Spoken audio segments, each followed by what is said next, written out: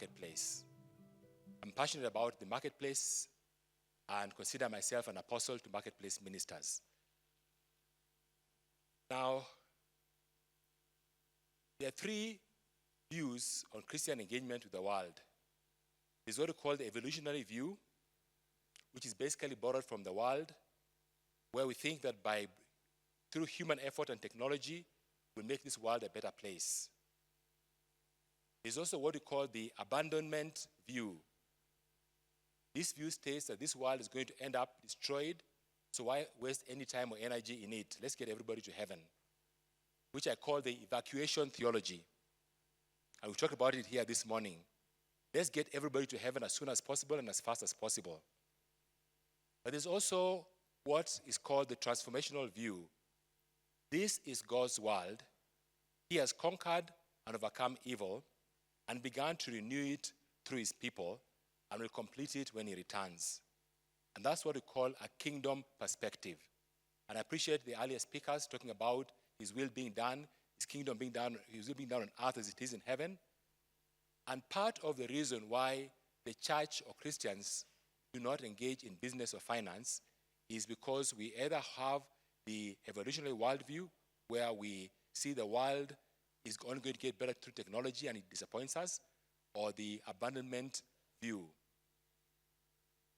One of my business partners, who as a major investor living in the UK and worked with me on a project, came to Christ in the 1970s and was very excited about the revival that was going on in Venezuela at that time. But the difficult thing was the more the churches grew, the worse the economy and poverty increased in that country. Here on this continent, those of you who are older, and I think I saw Bishop Mutua somewhere here we were discussing, we had what we call the AD 2000 movement. Was anybody part of that, AD 2000 movement? Where the vision was to have a church within the walking distance of every human being on earth. It was funded by some of our brothers from the West, but they got disappointed and pulled out their funding because in many countries, the more the numbers of churches increased, the more there was decadence and poverty. And in fact, this happened in Zimbabwe. Those of you who are from Zimbabwe will know this story. And so they said, does church work? And it's about that time that a few of us got together and began to realize that you cannot make disciples in the church. Disciples are made in the family, and disciples are made in the marketplace. You can teach about discipleship in the church. You can talk about discipleship in the church, but where are disciples made? And Dr. Kisaka, just in the family, that's where disciples are made, and in the marketplace, that's where disciples live. Okay? So teaching about discipleship, training about discipleship, studying discipleship, praise God, that can happen in the church. But you cannot make disciples in the church. Because the church is an artificial environment where we put on Sunday best and smile at each other. But unfortunately, because I also teach on financial stewardship, a lot of church members fragment because we borrow each other's money and never return. Therefore, the prayer meetings die. Because we do not have financial literacy.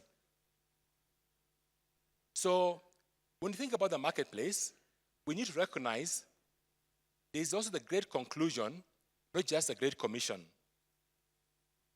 Paul tells us how everything is going to end. And he made known to us the mystery of his will, according to his good pleasure, which he purposed in Christ to be put into effect when the times we have reached their fulfillment, to bring all things in heaven and on earth together under one head, even Christ. That is the end of history. The marketplace has been redeemed. Christ has shed his blood, so the marketplace is also a sanctified place where God can manifest his glory. But it's a church present in the marketplace. In Colossians chapter 1, verse 17 to 20, it says, he is before all things, and in him all things hold together. He's the head of the body of the church. He's the beginning and the firstborn from among the dead, so that in everything he might have supremacy. Every domain.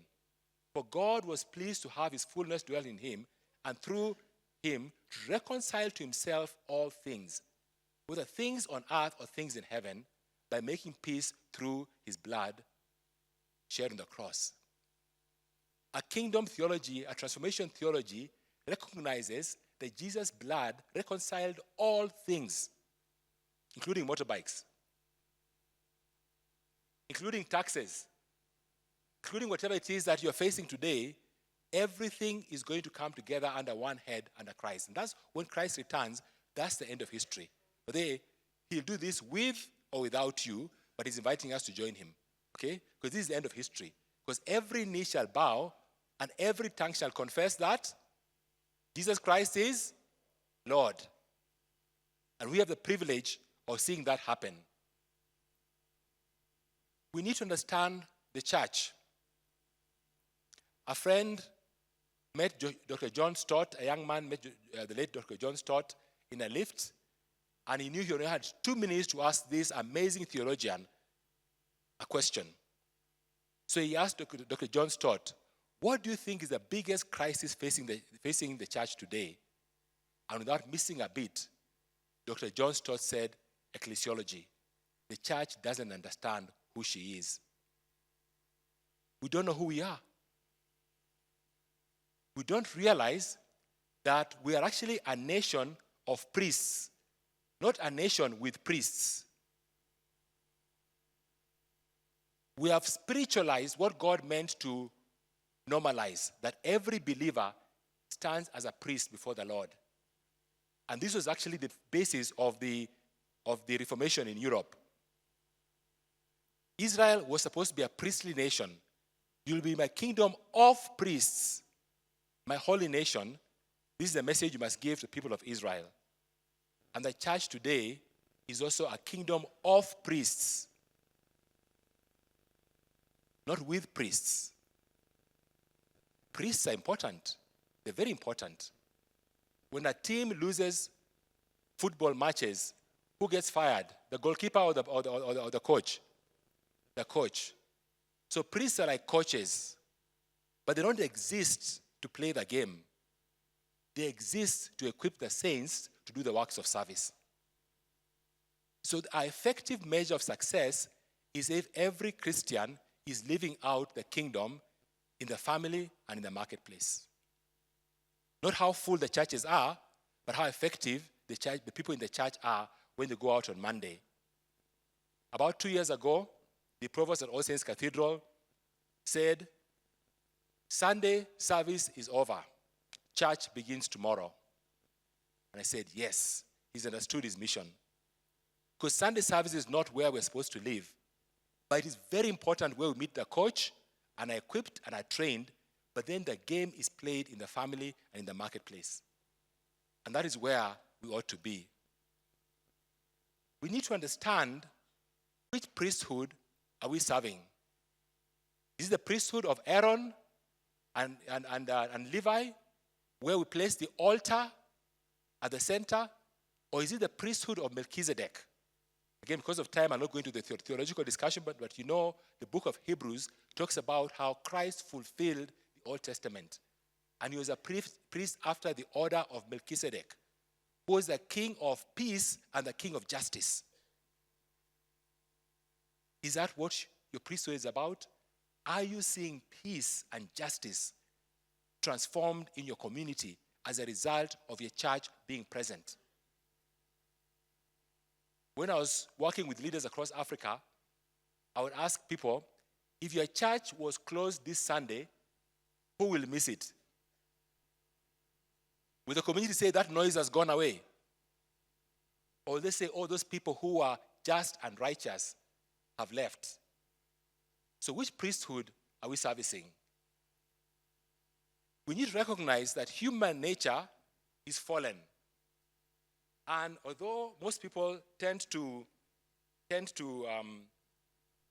look at business as corrupt, yes, greed is an expression of idolatry, which is a result of the fall.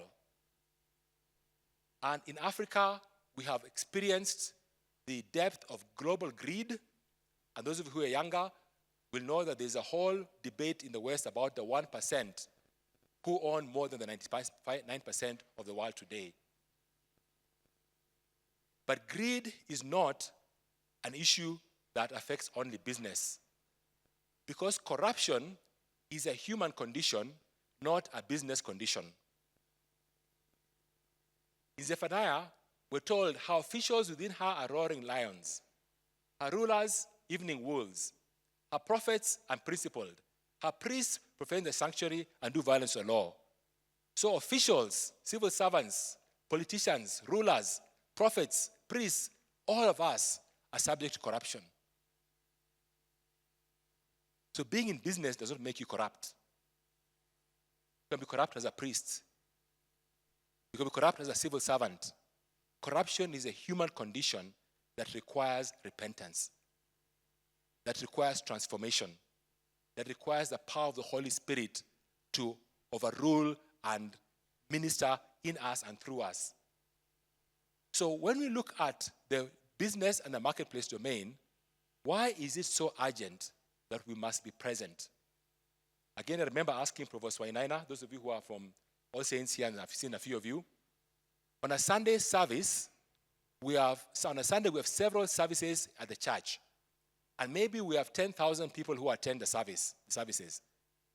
So I asked him, how many altars do you have on a Sunday? Maybe each of the church places has, 5 altars. How many altars do you have on a Monday? You have 10,000 altars. Because every one of those whom you have ministered to on Sunday, when they go back to their families, back to the marketplace, they raise an altar for Christ. And that is what you ought to be. We ought to be people who recognize that we are people who are raising and priests in the marketplace, standing and representing the divine and the natural. That's what a priest is. Interceding and standing on behalf of the fallenness and the brokenness and the impacts of sin where God has placed us. Demography is king. Mudibo and Dr. Kisaka have already discussed this. But are you aware that by 2030, 42% of all global youth will be Africans? This is in a few years from now. 42% of global youth will be Africans. This is why the world is running to Africa. Africa's wealth is its people. For any nation to replace itself, the natural replacement rate is 2.33 births per woman. That is, if any nation has 2.33 children, that nation's population will neither grow nor decline. 108 countries out of 221 in 2008 are below this. Europe's birth rate is 1.3, which means the only place or the few places where populations are growing are actually in Africa. If you look at Spain, 1.28, France, but they had 208 statistics, because I actually preached this message in Australia in 2008. So I was updating this the other day, so I could not get this. But look at that. Italy has gone down. Germany has gone slightly up, but they're all below the natural replacement rate. Okay? United Kingdom has gone down. South Korea is in crisis.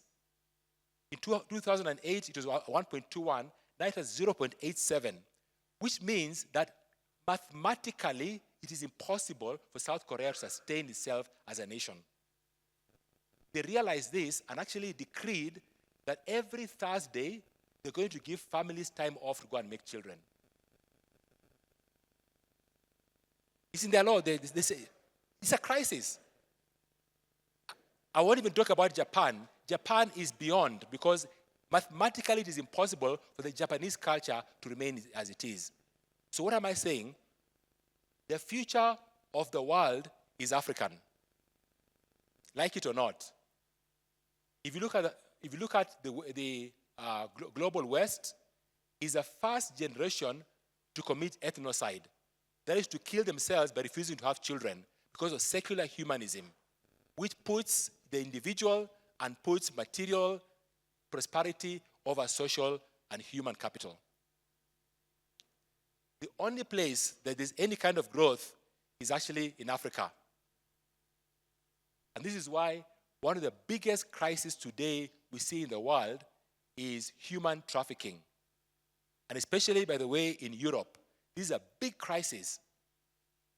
Germany, when I was doing my research in 2018, I've not updated it, was closing 54 kindergartens every year because of lack of children.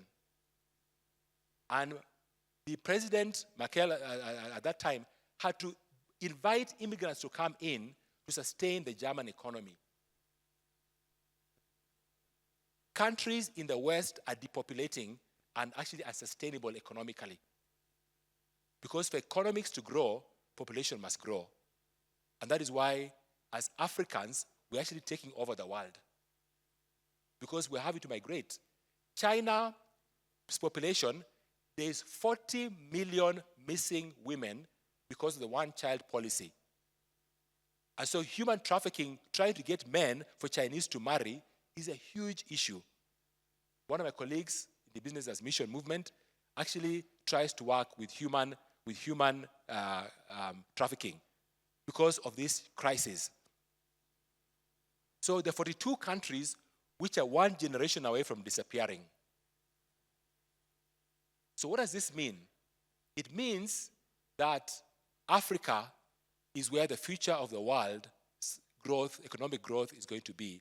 And this is why, if you look at our current American ambassador in Kenya, she's been speaking that message and trying to get our president to go to America, because Africa is where the human social capital is and is going to be.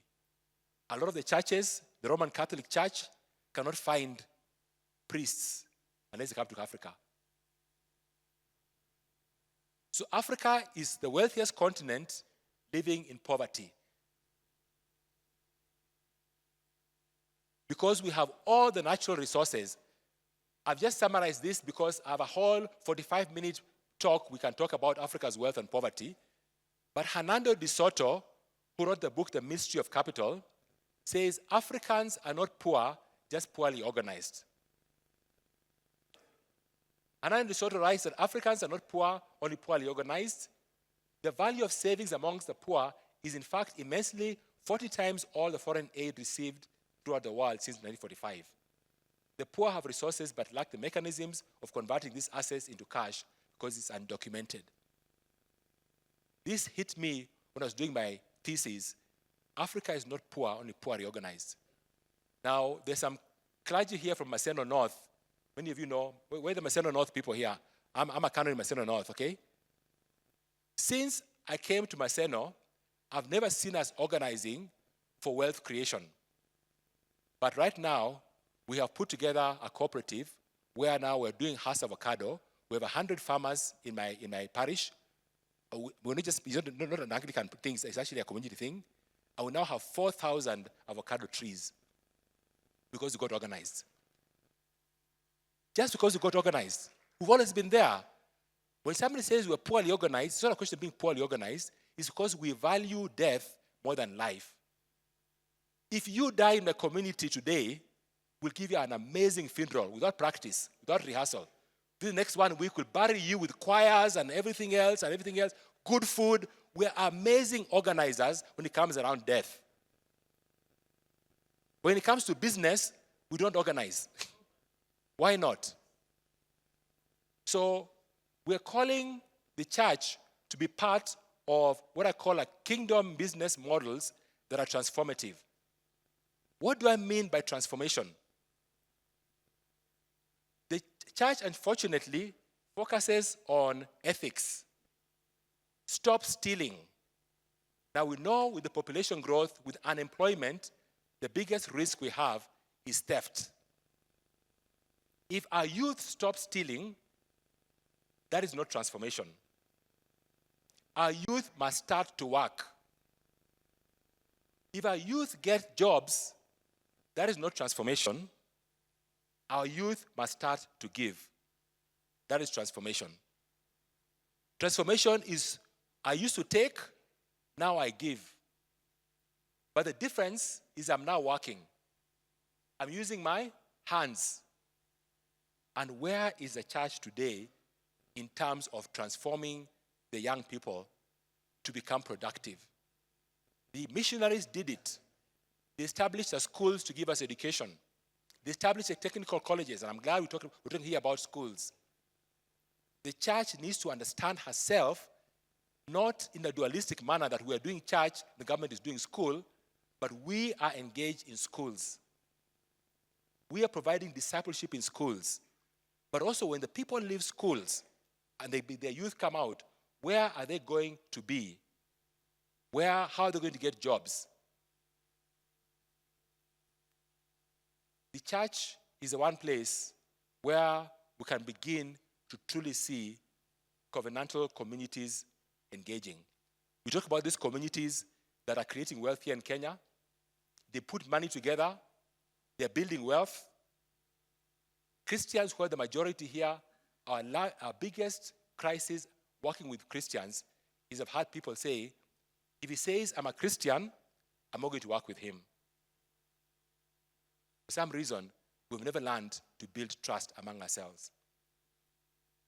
So, kingdom businesses must go beyond tithing to the Jubilee. The church is obsessed, or not obsessed, but occupied with tithes and offerings which relate to income. You have income. Excuse me, I'm a canon, so I'm not speaking against the church, okay? But we tax it, okay? Give it to us, we do mission. We do ministry. But what if the church moved beyond tithes and offerings to the Jubilee? The Jubilee was basically, how do we help people build capital? The church must be at the place of a new Jubilee where people get to build capital. The Hebrew word for charity is actually what we could say in Swahili, sadaka. Okay? Sadaka. And sadaka actually means justice and righteousness. And the highest form of sadaka is actually when you help somebody establish a business. My Jewish friends tell me that. In Jewish charity, what some people would do, they put some coins in their pocket and then cut a hole, and then they'd walk. That's kind of your right hand should not know what your left hand is doing, okay? So they drop the money and then walk away so that whoever found the money didn't know what they're doing. They're not doing it to earn anything. That is one form of charity. But for a fellow Jew, when your Jewish brother does not have a business that's functioning, your biggest charity or sadaka is to help them establish a business. So let me confess to you, and those of you in Maseno North know I told my bishop this. I told him, I'm not going to contribute to the church offerings and things. This is just me. I'm not saying you should all do that. But I'm going to invest in establishing businesses in my diocese. So I actually have sadaka. I'm actually helping people start businesses. I've seen women who could not afford a chicken. In a year or two's time, they'll be able to give to that church and be generous. And the bishop will be pleased. Because whereas they used to give 300 shillings, in a year or two, they should be able to give 3,000 shillings. Because we are participating in wealth creation. So what are the opportunities and challenges in the marketplace ministries? The missing middle. We must scale up the businesses we have on this continent. And the only way we can do this, I've been involved in business for the last 20 years, and these are key lessons I've learned, and during the workshop, during the breakout sessions later on, we can unpack this. We need a Pan-African market. Size matters. Our businesses are too small to attract any serious investor from the world. I was looking for $1 million to do a project, which in my mind was a very huge amount of money. And I was a global speaker on business as mission. I talked to my friends in Europe, I talked to my friends, and they kept silent because they thought I'd missed 2 zeros from the discussion. So the project I was trying to do was $8 million. One of them asked me, how much money do you need for the project? I said $8 million. So the bank had asked me to look for $1 million, and the bank would give me $7 million. So they said $8 million. They said, here, take the money. Because why should I fly from South Korea to come and give you $1 million? I'm spending more money giving you the money than the money you see what I mean? So most of our projects are too tiny to attract serious investment. We're too small. But the only way we can grow is by working across the continent. Kingdom capital. What kind of money do we deploy? Unfortunately, we ape the world by getting money as debt, where interest kills us. Our friends that you talked about, who have these families, they have what's called Sharia banking, which is equity, not debt. You have equity. And I am confessing to you, would rather go to a Sharia banking than our current banking system. And actually, I've invested in Sharia banking. If you want to counsel me afterwards, please come and counsel me. But that is actually equity, where somebody co-shares with you. When I was looking for funding for a project, my fellow Christian brothers wanted me to fill about 500 pages of documents. My Muslim friends came and told me, Dennis, we know you, we trust you. We'd rather fail with somebody that we know than succeed with somebody that we don't know. Can we give you the money today? I almost converted to Islam. I'm telling the truth. They shook my hand, tell me, Dennis, we'll give you the money right away. And it will not be debt, it'll be equity. But thankfully, I got some friends who actually came in as equity. He says, Dennis, we're not going to enslave you through debt. So there's actually a discussion, what kind of capital do we need to grow the economy of Africa? So we lack financial infrastructure.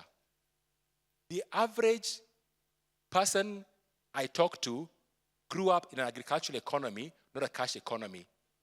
They don't know how to handle money. And there's actually a training I do called Mixing God with Money and helping people just learn how to live in a cash economy. We need business development skills. Very few of us have had people to mentor to us how business is done. We need venture capital, people who are going to be willing to risk with us. We need market creation opportunities. We need, and I'm going to talk a bit about this in a short while. And then the other challenge we have, which Mudibo has done very well, and Edmund, where is he?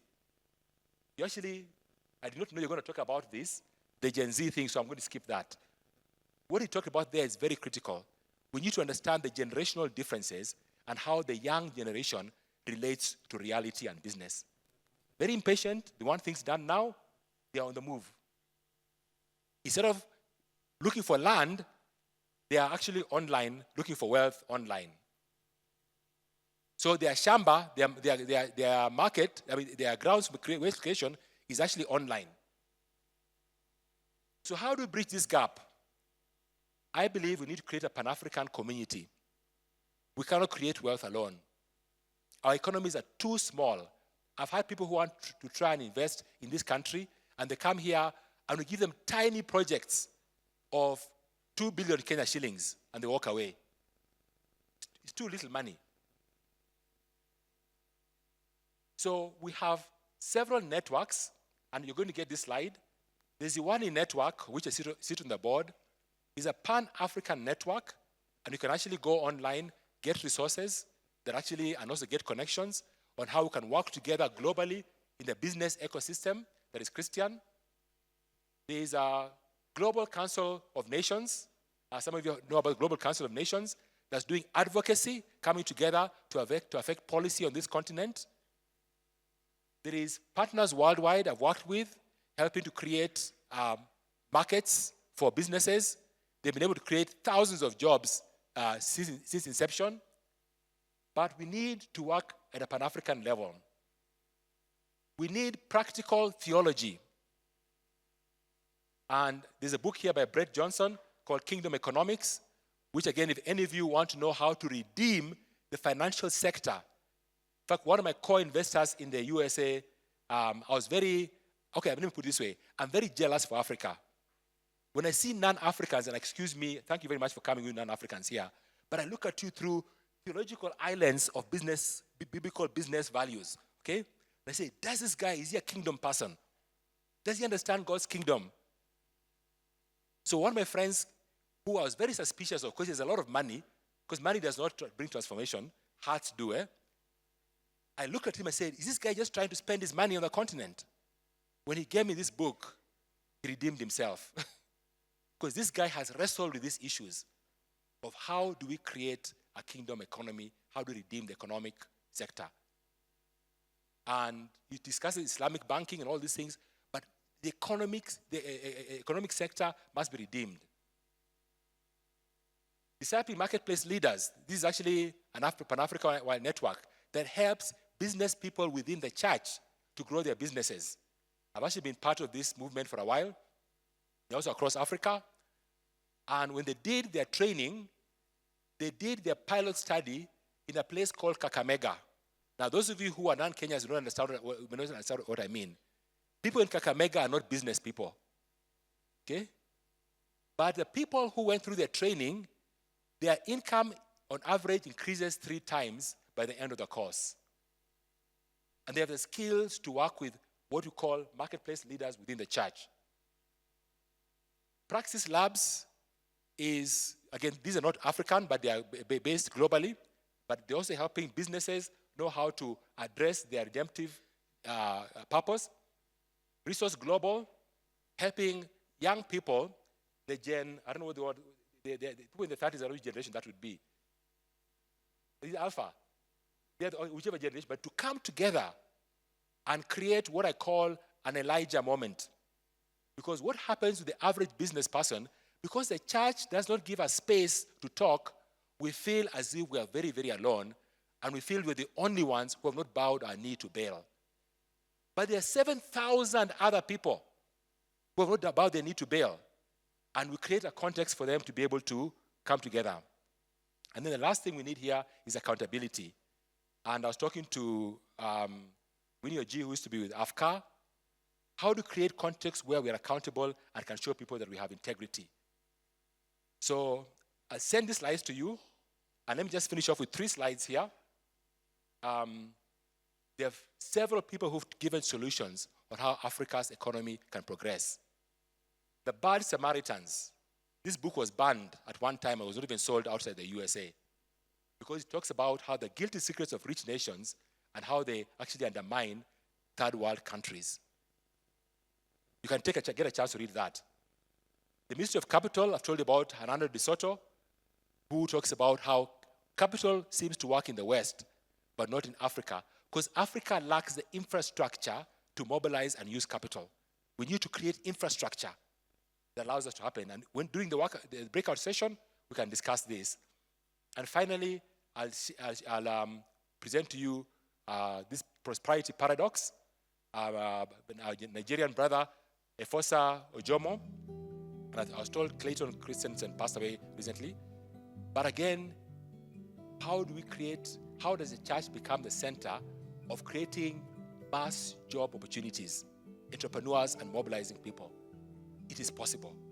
And the links I've given you, we in Africa and the church must wake up to realize that we can teach about discipleship, we can talk about discipleship, but discipleship manifests itself in the family, the marketplace. Thank you.